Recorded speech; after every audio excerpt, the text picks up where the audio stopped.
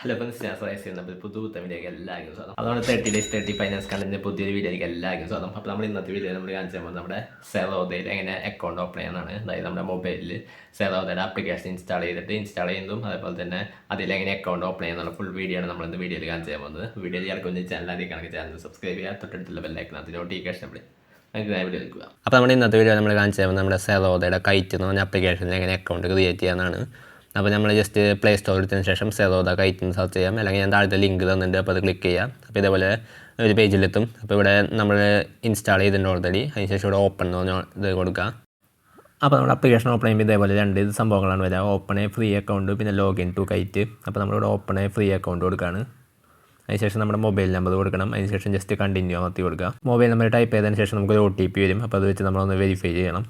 അപ്പോൾ വെരിഫൈ ചെയ്ത് കഴിയുമ്പോൾ ഇതേപോലെ പേജിലേക്കായിരിക്കും നമ്മളെത്തുക. അപ്പോൾ ഇവിടെ കണ്ടിന്യൂ വിത്ത് ഗൂഗിൾ ഉണ്ട്, അല്ലെങ്കിൽ നമ്മൾ ജസ്റ്റ് നെയിം അല്ലെങ്കിൽ ഇമെയിൽ അടിച്ചു കൊടുക്കുക. ഞാൻ ജസ്റ്റ് ഇപ്പോൾ കണ്ടിന്യൂ വിത്ത് ഗൂഗിൾ സെലക്ട് ചെയ്തതിന് ശേഷം എൻ്റെ ഒരു അക്കൗണ്ട് ഏതെങ്കിലും നിങ്ങൾക്ക് ഇഷ്ടമുള്ളൊരു ഗൂഗിൾ അക്കൗണ്ട് സെലക്ട് ചെയ്ത് കൊടുക്കുക.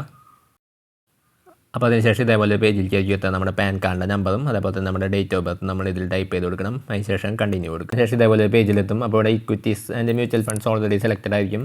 പിന്നെ ഫ്യൂച്ചേഴ്സ് ആൻഡ് ഓപ്ഷൻസ് കോമോഡിറ്റി എന്ന് പറഞ്ഞിട്ട് കാണാം. ഫ്യൂച്ചേഴ്സ് ആൻഡ് ഓപ്ഷൻസ് വേണമെങ്കിൽ നിങ്ങൾ സെലക്ട് ചെയ്ത് കൊടുക്കുക. നിങ്ങൾക്ക് അതിൽ ട്രേഡ് ചെയ്യാൻ ആവശ്യമുണ്ടെങ്കിൽ ജസ്റ്റ് അണ്ടർസ്റ്റാൻഡ് കൊടുക്കുക. അതിനുശേഷം കോമോഡിറ്റി വേണമെങ്കിൽ അതും സെലക്ട് ചെയ്ത് കൊടുക്കുക. ഞാൻ ജസ്റ്റ് ഇപ്പോൾ ഫ്യൂച്ചേഴ്സ് ആൻഡ് ഓപ്ഷൻസ് മാത്രമേ കൊടുക്കുന്നുള്ളൂ. അതിനുശേഷം ഇവിടെ അഗ്രി എന്ന് പറഞ്ഞിട്ടൊരു ടിക്ക് മാർക്ക് കൊടുക്കുക. അതിനുശേഷം ഇവിടെ കണ്ടിന്യൂ കൊടുക്കുക. അപ്പോൾ അതിനുശേഷം നിങ്ങളുടെ KYCയുടെ ഡീറ്റെയിൽസ് അവർ എഴുതി കാണിക്കും. അപ്പോൾ അതിൽ ഏത് അഡ്രസ്സാണ് വേണ്ടതെന്ന് ചോദിക്കും. അതായത് മുകളിൽ കൊടുത്തിരിക്കുന്ന ഈ ഒരു അഡ്രസ്സ് KYC രജിസ്റ്റേഡ് അഡ്രസ്സാണോ അല്ലെങ്കിൽ ആസ് പെർ മൈ ആധാറാണോ എന്ന് കൊടുക്കുക. അപ്പോൾ ഞാൻ ജസ്റ്റ് ഇപ്പോൾ as per my KYC registered കൊടുക്കുകയാണ്. ആധാറാണെങ്കിൽ നിങ്ങൾക്ക് ആധാർ കൊടുക്കാം, രണ്ടും എൻ്റെ സെയിം ആണ്, അതുകൊണ്ട് എഴുതാനും കുഴപ്പമില്ല. അതിനുശേഷം ഇവിടെ കണ്ടിന്യൂ കൊടുത്തു. അതിനുശേഷം ഇവിടെ കണ്ടിന്യൂ ടു ഡിജി ലോക്കർ കൊടുക്കുകയാണ്. അതിനുശേഷം നമ്മളിവിടെ ആധാർ നമ്പർ അടിച്ചു കൊടുക്കണം. ആധാർ നമ്പർ ടൈപ്പ് ചെയ്തതിന് ശേഷം ക്യാപ്ഷൻ ടൈപ്പ് ചെയ്തതിന് ശേഷം നെക്സ്റ്റ് കൊടുക്കുക. അതിനുശേഷം നമ്മുടെ മൊബൈലിൽ ആധാർ നമ്പർ രജിസ്റ്റർ ചെയ്ത മൊബൈലിൽ ഒരു OTP വരും. അപ്പോൾ അത് ഇന്ന് ടൈപ്പ് ചെയ്ത് കൊടുക്കണം. അപ്പോൾ നമ്മുടെ OTP ടൈപ്പ് ചെയ്തതിന് ശേഷം നമ്മൾ കണ്ടിന്യൂ കൊടുക്കുക. അപ്പോൾ ഇതേപോലെ ഇങ്ങനെ ഒരു സംഭവം വരും: you are already registered with DigiLocker, please enter your 6 DigiLocker security pin. അപ്പോൾ നിങ്ങൾ ഡിജി ലോക്കറിൽ കൊടുത്തിരിക്കുന്ന ആ ഒരു പിന്ന് ജസ്റ്റ് ഒന്ന് ടൈപ്പ് ചെയ്ത് കൊടുക്കണം. അപ്പോൾ ഇതേപോലെ ഒരു ഫോം വരും. നമ്മുടെ ഡിജി ലോക്കർ നമ്മുടെ സെറോദയിലേക്ക് ഇത്ര ഡീറ്റെയിൽസ് കൊടുക്കേണ്ടതെന്ന് പറഞ്ഞിട്ട്, അതായത് നമ്മുടെ ആധാർ നമ്പർ, പാൻ കാർഡ്, അങ്ങനെ സംഭവങ്ങളുടെ ഡീറ്റെയിൽസ് ഒക്കെ കൊടുക്കേണ്ടതെന്ന് പറഞ്ഞിട്ട് അവിടെ അടിയിൽ അലോ കൊടുക്കുക. അപ്പോൾ അതിന് ശേഷം ഇതേപോലെ ഇങ്ങനെ ലോഡ് ആയിക്കൊണ്ടിരിക്കും. അപ്പോൾ അതിന് ശേഷം ഇവിടെ സക്സസ് എന്ന് പറഞ്ഞിട്ട് സംഭവം കാണാം: we have obtained your documents from DigiLocker. അപ്പോൾ അതിന് ശേഷം ഇവിടെ ആധാർ KYC ഇങ്ങനെ കംപ്ലീറ്റ് ആവുന്നത് കാണാൻ പറ്റും. അപ്പോൾ അതിന് ശേഷം ഇവിടെ നിങ്ങളുടെ പേര് അടിച്ചു കൊടുക്കണം: അച്ഛൻ്റെ പേര്, അമ്മയുടെ പേര്, annual income, trading experience, occupation, ഇതൊക്കെ ഒന്ന് ഫില്ല് ചെയ്ത് കൊടുക്കണം. അപ്പോൾ ഞാൻ ജസ്റ്റ് ഇവിടെ annual income less than 1 lakh ആണ് കൊടുക്കുന്നത്. ട്രേഡിംഗ് എക്സ്പീരിയൻസ് 1 to 5 ആണ് കൊടുക്കുന്നത്. പക്ഷേ ഞാൻ ജസ്റ്റ് ഇവിടെ സ്റ്റുഡൻ്റ് ആണ് കൊടുത്തേക്കുന്നത്. പിന്നെ അതുപോലെ തന്നെ സെറ്റിൽമെൻറ്റ് ക്വാർട്ടർലി, പിന്നെ ഈ ഒരു അവസാനത്തെ സംഭവം ഞാൻ കൊടുക്കുക. അതിനുശേഷം കണ്ടിന്യൂ കൊടുക്കുക. അപ്പോൾ അതിനുശേഷം ഇങ്ങനെ 2 അക്കൗണ്ടുകൾ സംഭവങ്ങൾ വരും. അതായത് ലിങ്ക് വിത്ത് UPI ഉണ്ട്, എൻ്റർ ബാങ്ക് ഡീറ്റെയിൽസ് മാനുവലി ഉണ്ട്. ഞാൻ ജസ്റ്റ് ഇപ്പോൾ എൻ്റർ ബാങ്ക് ഡീറ്റെയിൽസ് മാനുവൽ എടുക്കുകയാണ്. അതിനുശേഷം ബ്രാഞ്ചിൻ്റെ IFSC code, MICR code, account number, സംഭവങ്ങളൊക്കെ ഒന്ന് ടൈപ്പ് ചെയ്തിട്ട് കണ്ടിന്യൂ കൊടുക്കുക. അപ്പോൾ നമ്മുടെ ബാങ്ക് ഡീറ്റെയിൽസ് വെരിഫൈ ചെയ്ത് കഴിയുമ്പോൾ ഇതേപോലെ വെബ് ക്യാം വെരിഫിക്കേഷൻ വരും.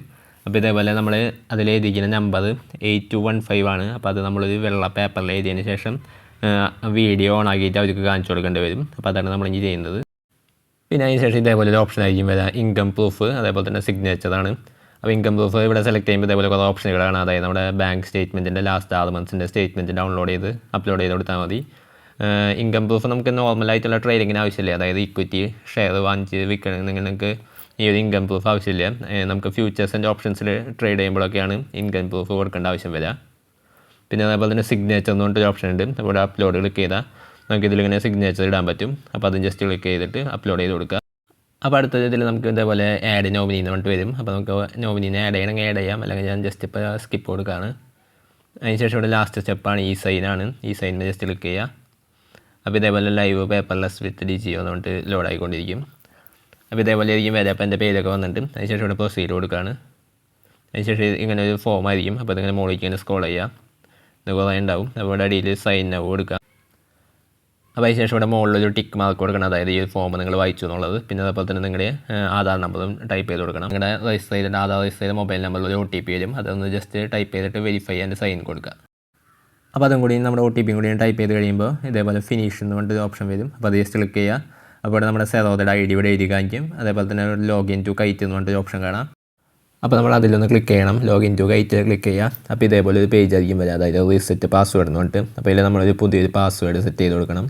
അതിനുശേഷം നമ്മൾ ലോഗിൻ ടു കൈറ്റ് എടുത്തതിന് ശേഷം നമ്മുടെ ആ ഒരു ഐഡിയും അതേപോലെ തന്നെ പാസ്വേഡ് അടിച്ചതിന് ശേഷം നമുക്ക് അതിലൊരു OTP വരും. അപ്പോൾ അതും കൂടി അടിച്ചതിന് ശേഷം നമുക്ക് ലോഗിൻ ചെയ്യാൻ പറ്റും. അപ്പോൾ അതിന് ശേഷം ഇതേപോലെ എനേബിൾ നൗ എന്ന് കൊടുക്കുക. അതിന് ശേഷം നമ്മുടെ മൊബൈലിൻ്റെ പാസ്വേഡ്, അതായത് നമ്മൾ ജസ്റ്റ് ഫിംഗർ പ്രിൻറ്റ് വെച്ച് കൊടുത്താൽ മതി.